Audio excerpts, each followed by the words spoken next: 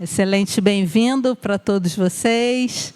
É muito bom a gente estar juntos aqui nessa noite. Queria convidá-los a orarmos juntos. Então, Senhor, nosso Deus, querido Pai, Pai, como é bom, Pai, podermos estar aqui juntos nessa noite, depois de um dia de trabalho, um dia em que o Senhor nos permitiu fazer tantas coisas, Pai.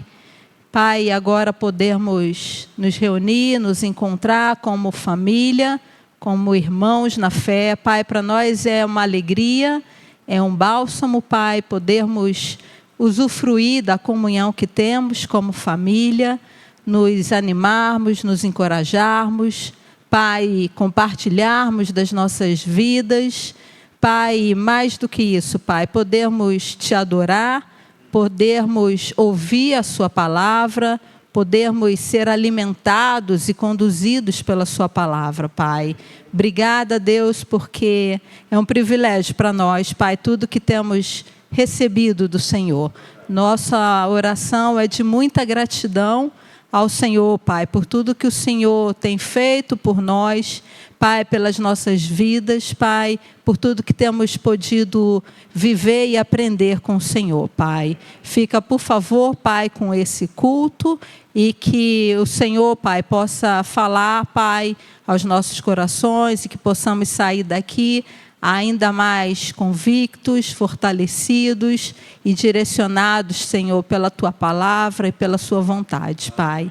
Muito obrigada por Jesus, Ele é a razão de estarmos aqui, Pai, é por causa dEle, Pai, que podemos estar aqui nessa noite. Em nome dEle, nós Te oramos e Te agradecemos. Amém. Amém. Amém. Boa noite. Que bom a gente poder estar juntos. Espero que a sua semana esteja sendo uma boa semana e que você possa ter um bom tempo aqui de meditação, de parar um pouquinho, de poder entrar na palavra de Deus e da gente poder meditar juntos nela e ser encorajados por ela. É uma alegria sempre ver cada um de vocês. Muito obrigado pela sua fidelidade a Deus. Muito obrigado pela sua parceria no Evangelho. E a gente vai continuar aqui falando do que a gente tem começado há 1 ano e meio atrás, né? Sobre essa viagem de volta às Escrituras. E como todos sabem, a gente tem trabalhado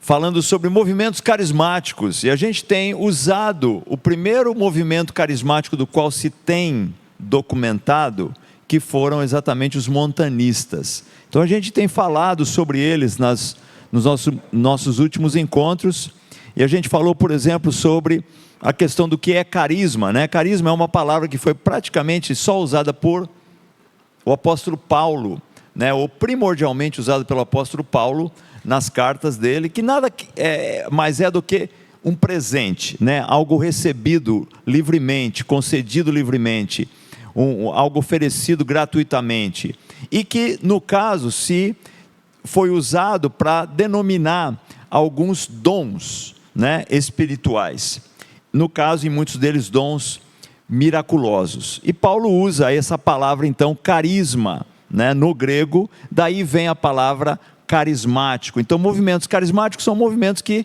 na verdade dão uma ênfase nesses dons recebidos do Espírito, em particular alguns dons milagrosos. Agora, a gente falou também sobre o fato de que é um perigo muito grande, foi um perigo muito grande desde o primeiro século, cair-se na morneza. Morneza não é algo difícil de você acabar caindo nela. Nós nos tornamos cristãos, os anos passam, as coisas acontecem, a vida acontece, e é muito fácil, na verdade, a gente entrar na morneza. E por causa disso, há até uma carta falando para a igreja de Laodiceia, onde exatamente está se falando com eles sobre o fato de que eles precisavam se arrepender da morneza. O ponto, na verdade, era exatamente como a gente falou, por que é que a gente acaba, como é que é a maneira de se sair dessa morneza. E a gente viu que os montanistas, que acabaram sendo um grupo que apareceu mais ou menos na metade do segundo século, com um homem chamado Montanus, e a gente vai aprender um pouquinho mais sobre ele hoje, e ele provavelmente era bem intencionado. A gente acredita, sempre quer acreditar que a pessoa tinha boas intenções, né, de combater talvez algum mornismo que estava acontecendo na época, e ele se juntou com outras duas mulheres que a princípio eram profetisas, e eles acabaram, na verdade, se denominando, não como montanistas, mas como chamados de a nova profecia. E a gente tem falado mais extensivamente sobre isso. Até o próprio Tertuliano se juntou aos montanistas, pelo menos por algum tempo, a partir mais ou menos do ano 207 da nossa era. E esses eram os principais ensinamentos deles, e a gente comparou esses ensinamentos deles com a Bíblia. E aí veio o questionamento, na verdade, sobre, né, a busca pela legitimidade. Nós falamos sobre isso, como você dizer que você recebeu uma mensagem de Deus é algo que, num sentido, aumenta a legitimidade. Olha, nós temos essas novas profecias aqui, e isso veio de Deus, né? O problema é exatamente se a gente pode dizer que isso veio de Deus, né? A questão que a gente levantou é qual é o limite dessas novas profecias. E a gente falou, por exemplo, sobre, né, eu mostrei isso aí, sobre essa religião monoteísta abraâmica, que acredita em Deus, Criador do universo, onipotente, misericordioso, acredita em profetas como Abraão, Moisés, Jesus, e seu livro sagrado é considerado a palavra de Deus. Você pode olhar isso aí e parece tudo muito correto. Quando a gente vai ver, isso na verdade é o islamismo. E aí a questão que fica é, onde é que é o limite de parar com as profecias? Porque Mohammed recebeu uma profecia do anjo Gabriel.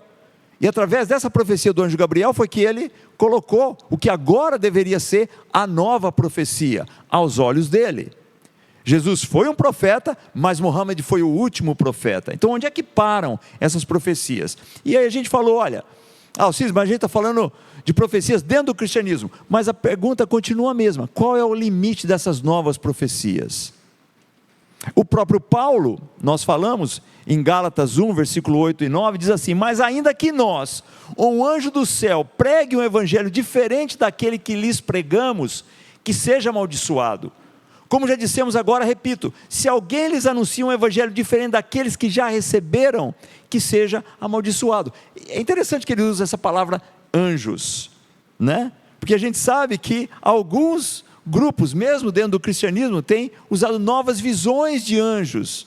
E o próprio Paulo fala, não. E aí a questão que fica é, mas pode ter mais alguma coisa. Tá, mas como é que eu vou saber se essa coisa é de Deus ou não? E aí o questionamento que fica, na verdade, é aquele questionamento, bom, se não bate com a Bíblia, se não bate com o evangelho que já foi anunciado, que Paulo está dizendo aqui, com qual que eu vou? Com a nova profecia ou com o que foi anunciado e que está nas Escrituras? Se bate com as Escrituras, aí o questionamento é, por que então ter uma nova profecia se está batendo com as Escrituras? As Escrituras já disseram aquilo. Então o questionamento acaba sendo de fato esse. E nós vimos com bastante atenção questões relacionadas que até mesmo o próprio esqueci o nome dele, o próprio Tertuliano disse, olha, a gente admite que as profecias pararam ali com João, né? Até ele mesmo admitiu isso aí. Então essas são algumas questões reais que precisam ser respondidas. E a gente vai continuar hoje sobre movimentos carismáticos, e a gente vai ler algo que alguém, e esse aviso é super importante, né? A gente não pode falar demais sobre isso, que a gente está simplesmente apresentando fatos aqui, tá? O objetivo aqui não é de comunicar qualquer tipo de julgamento em relação às intenções e o coração de indivíduos sobre os quais os relatos são apresentados, ou qualquer outro grupo. Só Deus vai poder fazer isso, Ele é o juiz, e Ele tem condição de julgar os propósitos do coração, nós não temos. Porém, a gente deve avaliar a história, a gente deve comparar com as Escrituras e a gente deve poder, de alguma forma, poder nos guiar pelas Escrituras Sagradas. Esse homem chamado Eusébio de Cesareia viveu lá mais ou menos entre o ano 260 e 340. E ele escreveu extensivamente sobre a história da igreja. Na verdade, ele tem um compêndio chamado História Eclesiástica. E são vários livros, com vários capítulos em cada um dos livros. E interessantemente, no 5º livro, ele fala algo sobre montanos e sobre montanismo. E a gente vai ler algumas coisas que ele escreveu. Isso ele escreveu mais ou menos entre o ano 312 e 317, ou seja, bastante tempo depois. Mas ainda havia muita influência daquilo no que estava acontecendo. Então, Eusébio de Cesareia escreveu o seguinte: faz muito tempo e bem longo tempo, querido Avírcio Marcelo, pessoa para quem ele estava escrevendo, que tu me ordenaste escrever algum tratado contra a heresia dos chamados de Milcíades. Mas até agora, de certa maneira, senti-me indeciso, não por dificuldade em poder refutar a mentira e dar testemunho da verdade, mas por temor de que, apesar de minhas precauções, parecesse a alguns que de certo modo acrescento ou junto algo novo à doutrina do Novo Testamento. Ou seja, havia uma preocupação de a gente não vai acrescentar nada além do que já está escrito ali, ao qual não pode juntar nem tirar nada, quem tenha decidido viver conforme este mesmo evangelho. Ou seja, era uma convicção da igreja na época: olha, os evangelhos estão aí, o Novo Testamento está aí, e eu não devo acrescentar nem tirar nada dele. E ele continua dizendo: encontrando-me recentemente em Anquira da Galácia, e compreendendo que a igreja local estava aturdida por esta, não como dizem, nova profecia.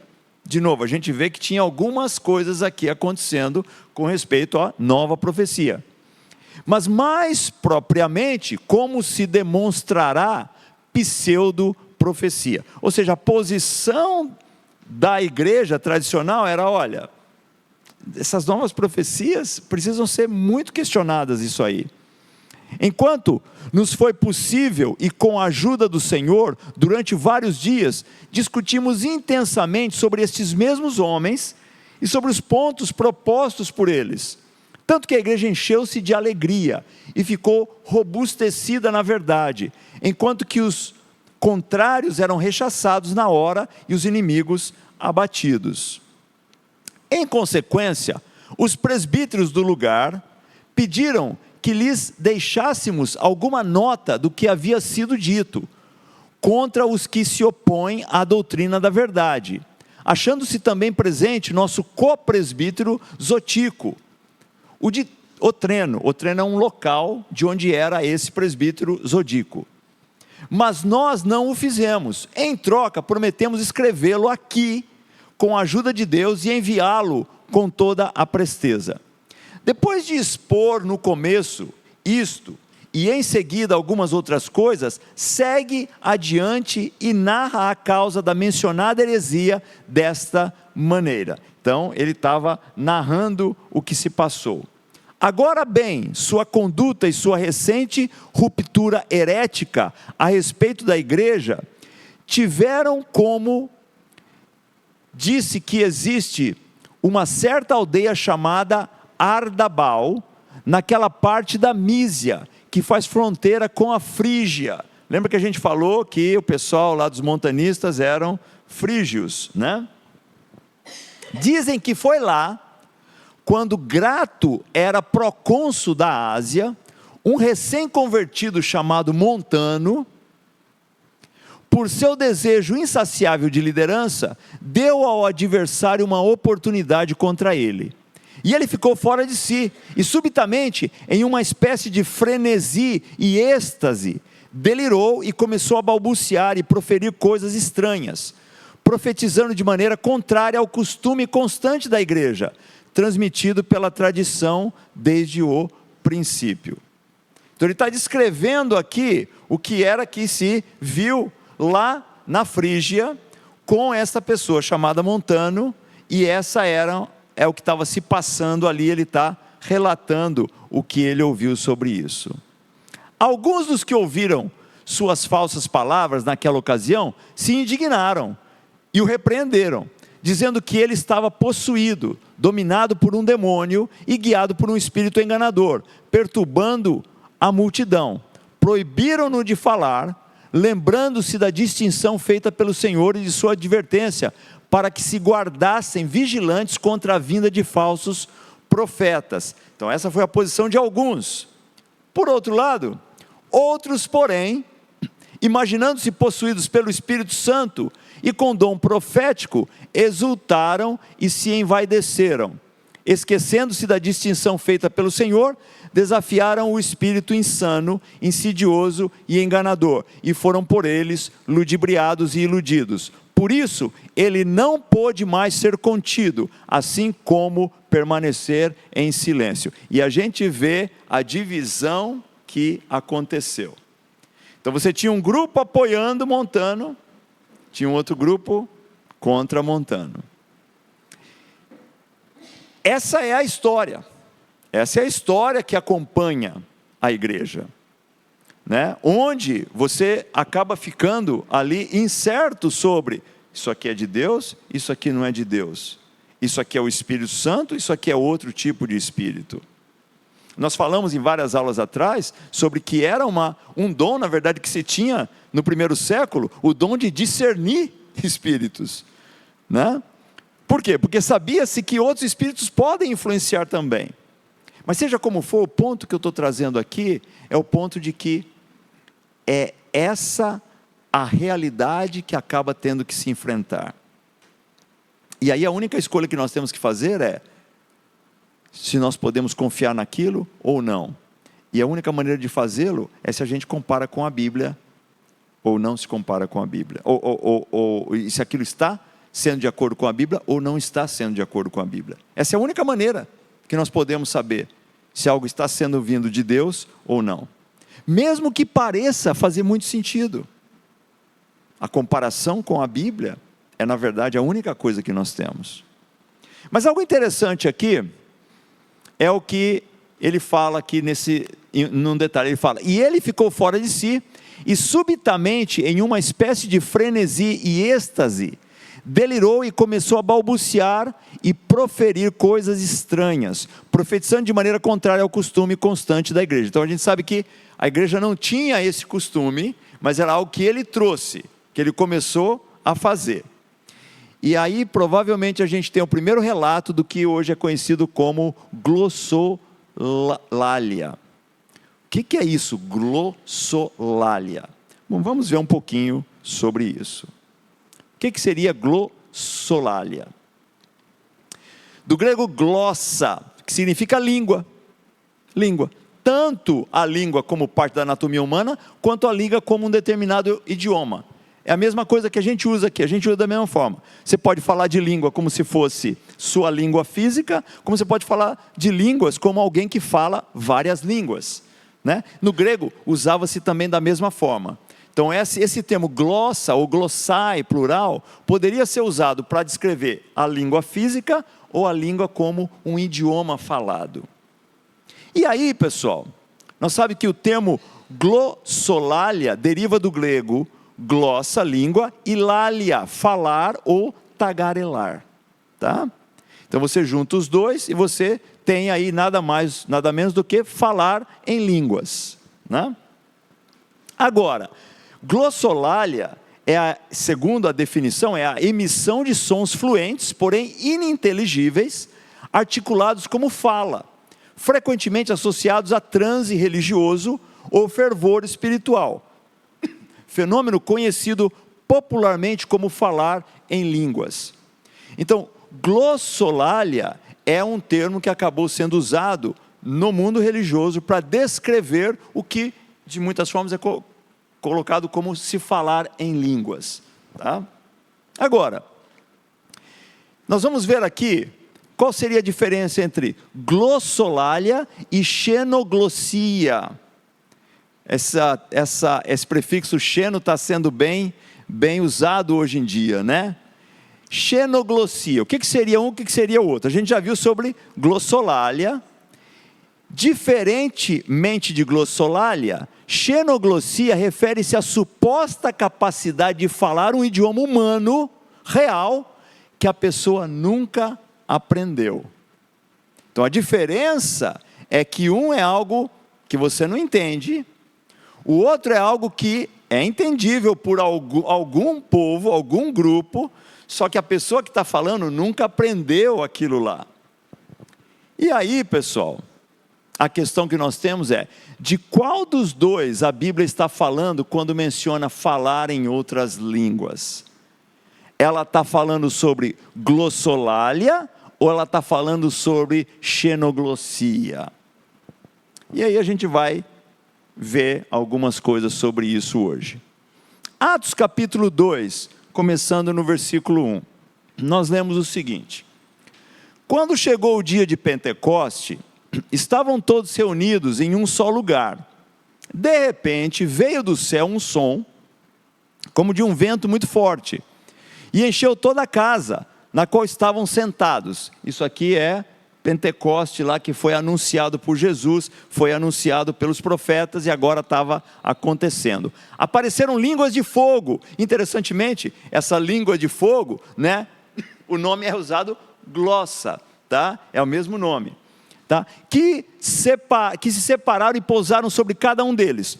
Todos ficaram cheios do Espírito Santo e começaram a falar em outras línguas, glossais, conforme o Espírito permitia que se expressassem. E aí continua dizendo, versículo 5: havia em Jerusalém judeus piedosos, que procediam de todas as nações do mundo. Ouvindo-se o som, juntou-se uma multidão, que ficou perplexa, pois cada um os ouvia falar em seu próprio idioma.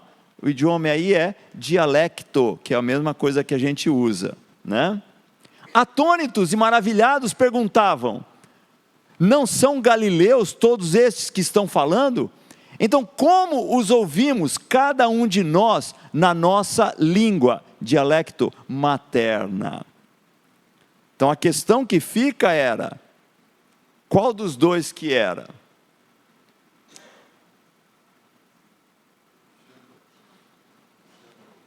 É essa a questão que nós temos que ver.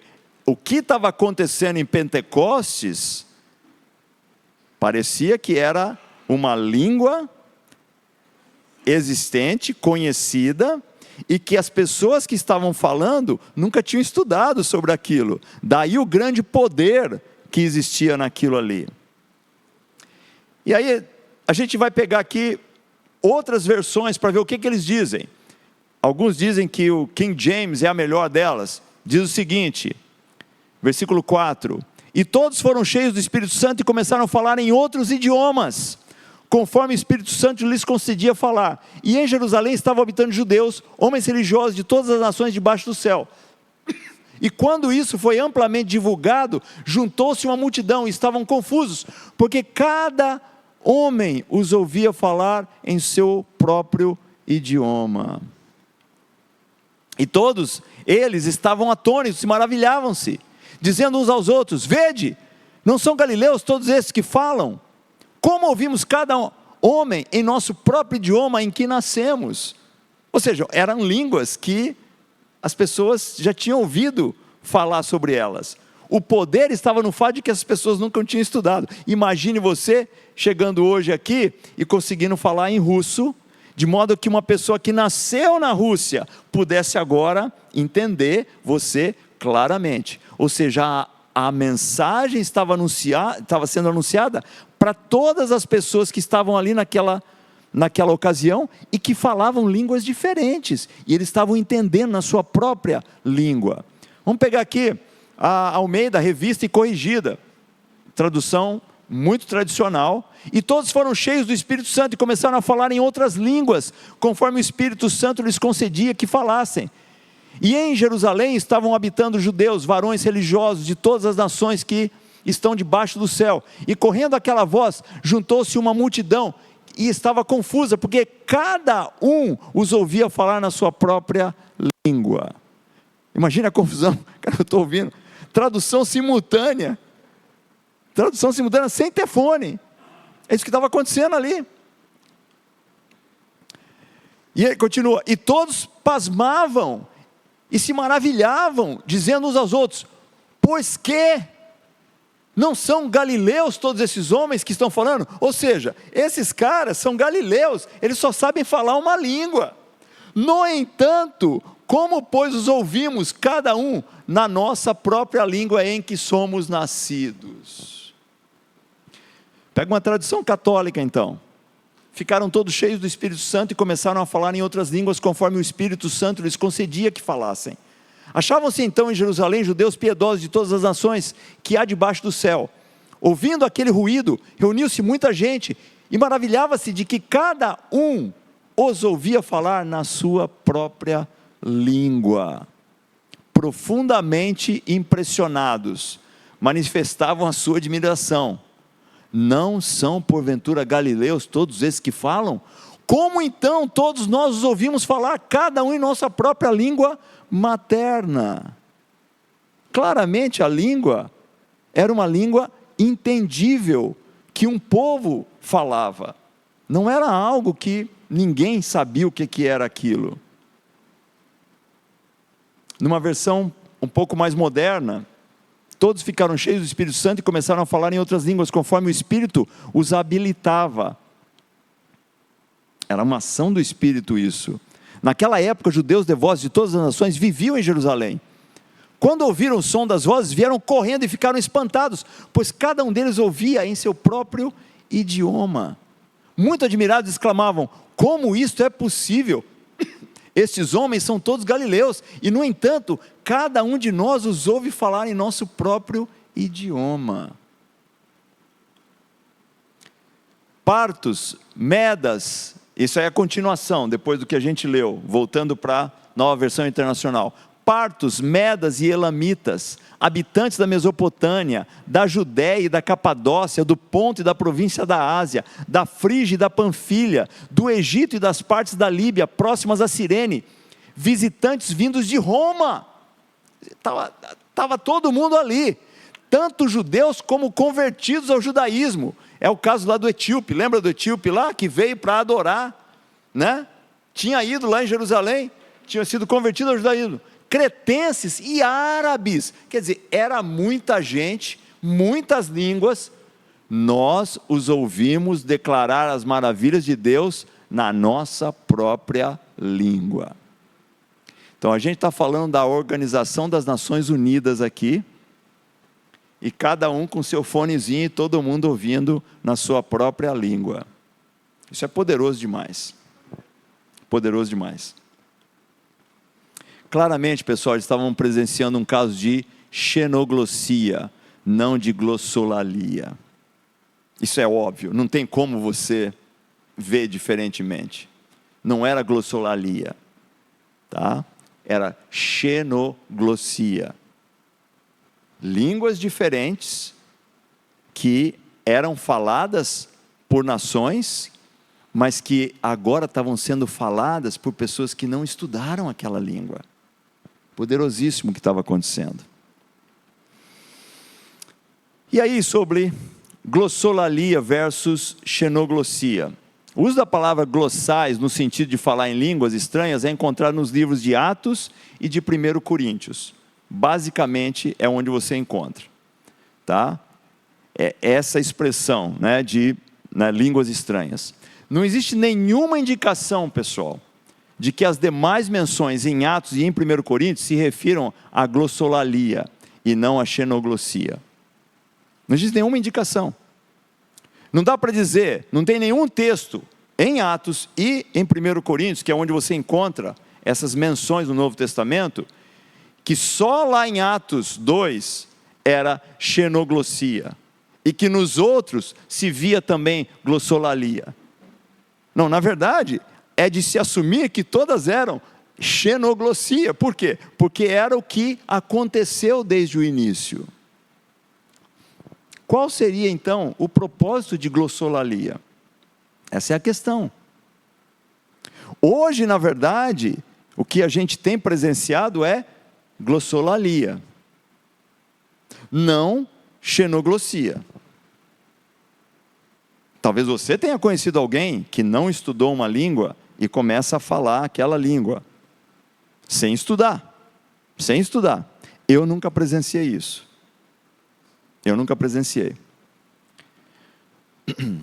Você não entende, Alcide? As pessoas estão falando a língua dos anjos. Olha o que Paulo fala em 1 Coríntios 13:11. E essa muitas vezes é o argumento. Não. Em 1 Coríntios, que é onde Paulo lida com essa questão toda de, dons espirituais, dons milagrosos, em 1 Coríntios 12, 13, 14. E lá, em 1 Coríntios 13:1, Paulo fala sobre línguas dos anjos. E na verdade é isso que as pessoas estão falando. Você não entende porque não são línguas aqui de homens. Esse é o argumento dado. Bom, vamos ler então 1 Coríntios 13, 1 e 2. Ainda que eu falasse a língua dos homens e dos anjos. Ele está falando, ainda que eu falasse todas as línguas dos homens. É possível isso, pessoal? Não, ninguém fala todas as línguas dos homens. Você conhece alguém que fala todas as línguas dos homens? Não. Ele não está falando algo aqui real, ele está usando aqui um sentido poético na coisa. Ainda que eu conseguisse falar a língua dos homens e dos anjos, eu falo tudo quanto é a língua. Se não tivesse amor, seria como metal que soa e como sino que tine. E ainda que eu tivesse o dom de profecia e conhecesse todos os mistérios e toda a ciência. Pode alguém conhecer todos os mistérios e toda a ciência, pessoal? É impossível. Ele está simplesmente fazendo aqui, de maneira poética, fazendo um ponto aqui. Ainda que isso fosse possível, ainda que eu fosse tão grande nesse sentido, e ainda que tivesse toda a fé, de maneira tal que transportasse os montes. Quem aqui já viu alguém transportando montes por causa da sua fé? Ele está usando aqui algo exagerado para fazer um ponto. Se eu não tivesse amor, nada seria. E ainda que distribuísse toda a minha fortuna para sustento dos pobres, e ainda que entregasse o meu corpo para ser queimado, e não tivesse amor, nada disso me aproveitaria. Paulo não está dizendo aqui que glossolalia tem a ver com língua dos anjos. Simplesmente ele está usando um ponto, fazendo um ponto aqui, sobre, olha, ainda que você conseguisse falar a língua dos anjos, ainda que você conseguisse falar todas as línguas do ser humano, ainda que você tivesse todo o conhecimento do mundo, a gente sabe que não é possível ter todo o conhecimento do mundo, a gente sabe que não é possível falar toda a língua dos homens, e talvez até ele estivesse falando, talvez nem seja possível falar a língua dos anjos. Ele não está dizendo que alguns falam a língua dos anjos. E aí, pessoal, o que nós vemos então, é que tem se construído uma ideia em cima de algo que a Bíblia na verdade nem traz. Não tem nenhum texto na Bíblia, não tem nenhum texto no Novo Testamento dizendo que tem homens falando línguas dos anjos. O único que você encontra é isso aqui. E nem isso está falando que as pessoas falam a língua dos anjos. Ele está colocando aqui como uma hipótese impossível. Ainda que você conseguisse fazer isso, se não tivesse amor, não valeria de nada. Algumas questões importantes para a gente responder. Por que atualmente presenciamos exclusivamente glossolalia e não xenoglossia? Por que só acontece isso? Alguém poderia falar, não, é porque naquela época você não tinha a Bíblia traduzida para diversas línguas. Hoje você tem. Então hoje não precisa mais. Verdade isso? Existem dialetos nos quais a Bíblia ainda não foi traduzida. Não seria o caso de termos pessoas com o dom de línguas indo a esses povos a fim de anunciar a Cristo? A gente tem. No nosso próprio continente. Eles falam de alguns grupos lá no meio da Amazônia, lá que ninguém nunca nem teve contato. O pessoal fala sobre isso. Tem alguns grupos étnicos na Ásia, com certeza, ninguém chegou lá ainda em termos de construir uma gramática, e com certeza não tem a tradução da Bíblia. Então, dizer que não há necessidade hoje é muito complicado. Ainda existe essa necessidade. Não existia lá, não existe agora. Não, existe. A questão é por que não está acontecendo isso? Por que nós vemos glossolalia e não vemos xenoglossia? A gente vai dividir agora em grupos de 3, pessoal. E eu gostaria que a gente falasse um pouquinho sobre 2 perguntas. Número 1, por que seria importante não dependermos de atos milagrosos ou extraordinários para permanecermos quentes para com Deus e para com o cristianismo? Número 2, não 2, 1, tá? É número 2, tá? Então, não é 1 e 1, não, é número 2. Quais seriam maneiras de aquecermos nosso relacionamento com Deus, mesmo que não experimentemos atos milagrosos? Tá? Então, vamos dividir aqui em grupos de 3 e vamos bater um papo sobre isso aqui. Muito obrigado.